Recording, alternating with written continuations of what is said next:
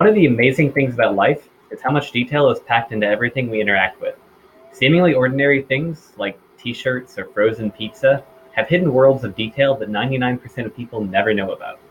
Sometimes there are even entire subcultures of enthusiasts who enjoy picking apart all the little details of something and arguing with each other about them.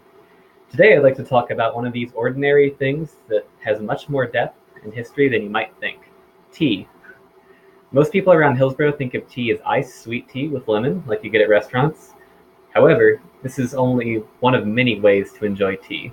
To start, there are five main varieties of tea: black tea, which is what we mostly drink in Texas, green tea, white tea, oolong tea, and pu'er tea. All of these tea varieties come from the same plant, Camellia sinensis, but are produced by processing its leaves differently. In addition to these tea varieties, there are many different ways that tea is packaged and prepared. In Texas, most people that make tea use tea bags, like these Lipton ones, that contain black tea leaves ground into powder.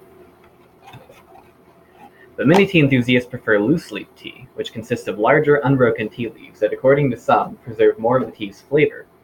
Here are some loose-leaf black tea leaves.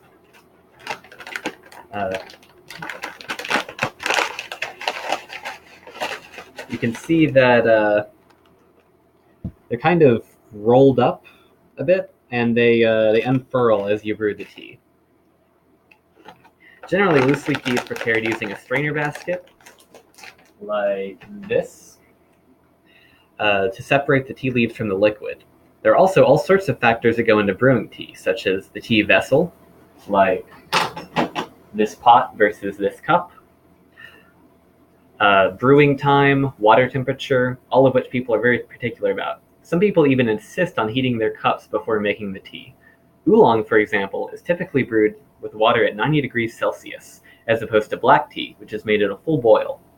Westerners typically make tea using small amounts of leaves for several minutes, but the Chinese, who invented tea, prefer to use large amounts of leaves for only 20 or 30 seconds. There's also much contention about what material a teapot should be made of, like ceramic versus glass, for example. If you find all this detail a little bit overwhelming, don't worry, that's because it is. My point here is just to give you a glimpse into how complex something as seemingly simple as tea can be. But while I'm pondering that, I think I'll go ahead and enjoy a nice hot pot of tea. Thank you for your time.